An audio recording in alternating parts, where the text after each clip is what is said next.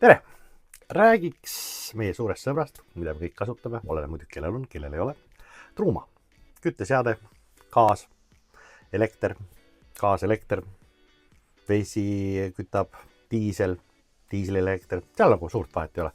Käime üle need põhilised kasutusasjad, mida selle standard CP+ paneeli peale tuleb teha, mida kasutada ja vaatame ka natuke neid enim levinud veakoode.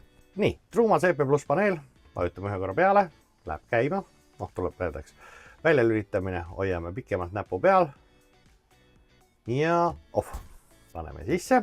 See tähistab meil seda, et ta on lülitatud 230 volvõrd. Nüüd, kui me peale vajutame, läheb kell eest ära, pöördnupuga saame valida, mida me siis talt tahame. Alustame siit eest, kus see automärk nii-öelda vilgub, vajutame peale, see on küte. Siin on sellel mudelil on veel sisse pandud siia küte ja AC.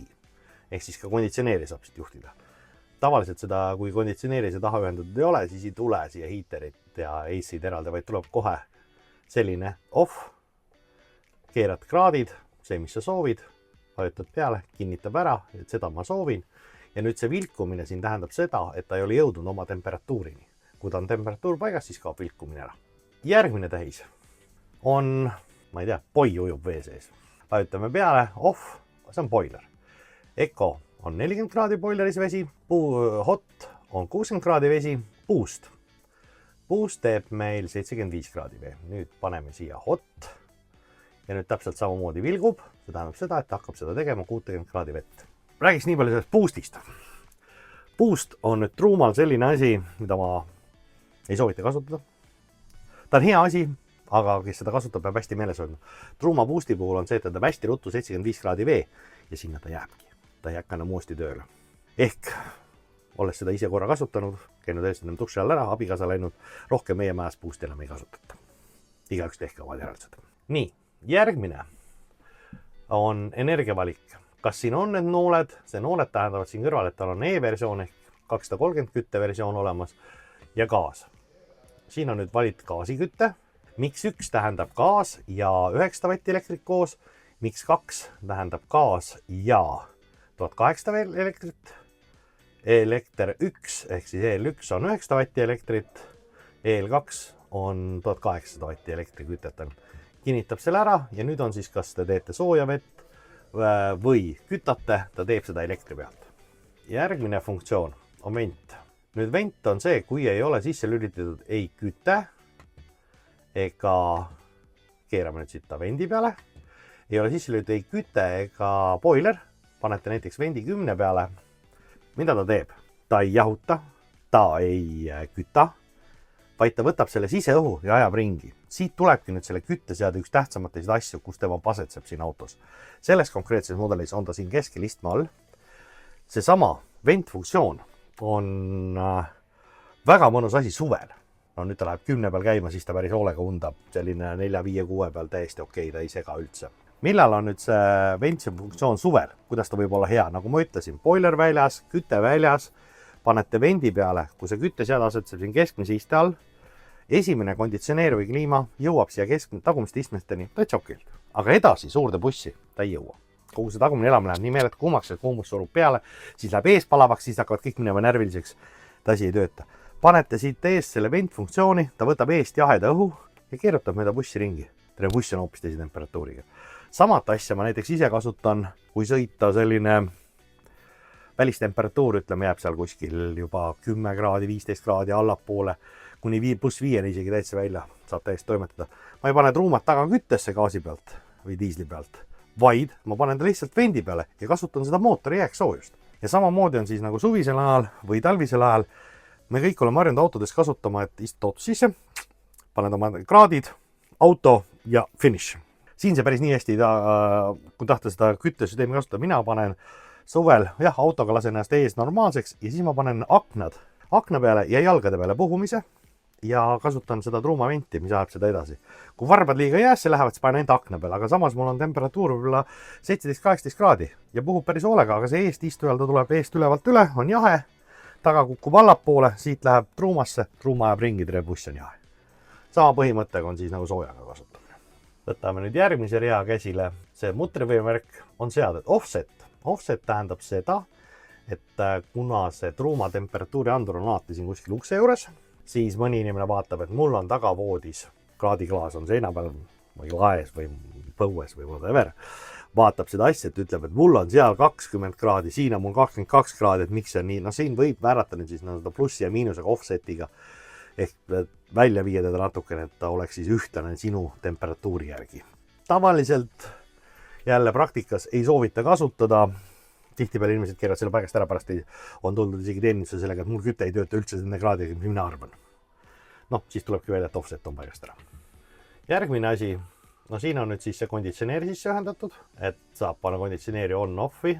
Siis siit saab valida siis kas Celsius või Fahrenheit. Saab heledust muuta sel tablool, kellaaeg 12.24, keelt. Indeks näitab siin programm tal sees on ja kõikide elektroonika ema reset, aga mitte midagi ta suurt selle ruuma puhul ei tee. See on siis back-nupp. Järgmine funktsioon on meil kellaaeg, kus saab siis kellaaega muuta ja panna selle omale õigeks. Ära kinnitada ja ongi olemas. Ja viimane asi on taimer. Taimer tähendab siis, taimer nagu ikka. Paneme mingid kellaajad siia, mis meile sobib, algused, lõpud. Siis saab valida, kas sa tahad kütet või konditsioneeri või kütet, siis sa paned siit omale temperatuuri, sa saad panna siit omale vee ja valida, mis küte kasutab siis nagu energiaallikana, kas elektrit ainult või gaaselektrit koos. Ventika kiirus. Ütleme, hai peal on haruarva vaja talvisel ajal meeletu külmaga panna, tavaliselt on Eco peal. Ja läks peale ja nüüd ta on olemas. Isiklikult kasutan seda päris tihti. Mulle meeldib seda, et ma magan jahedamas. Aga mulle meeldib ärgata sooja. Ehk siis tead seda, et ärkad siin, ütleme, orienteeruvalt mingi 9-10-11-12 ajal. Panen endale kuskil kella 8 aegu. Tee mulle öösel või mul tuba 19. Tee mulle hommikuks 22 kraadi, kella 8 hakkab tegema 22 kraadi sooja. Teeb mulle sooja vee, ma saan kohe minna duši alla. Ja see on nagu temperatuuriga hästi mõnus. Teine variant on see, kui tahta nüüd ökotada natuke gaasiga või sellist asja, et kui lähed päevaks bussist ära. Ei ole mõtet siin päev otsa 22 hoida, tead, et tuled seal 5-6 aegu tagasi. Samamoodi ma lasen temperatuuri külmada ilmaga, aga mitte alla 15-16, siis muidu hakkab kondents tekkima. Et lasen maha kukkuda ja umbes 1,5-2 tundi enne ma arvestuslikku tagasitulekut tõstan ta selle normaalse toa temperatuuri peale ja ta on mul olemas. Nii palju siis sellest truumapaneeli kasutusest. Räägime nüüd siis sellest natukene ka pahupoolest. Ehk nendest error koodidest. Üks väga levinud error kood on E507. 507 tähendab seda, et teil on kaasotsus. Kontrollige kaasa. Järgmine asi, mis tal on päris tihti lööb, kui on E-kütted, on V407.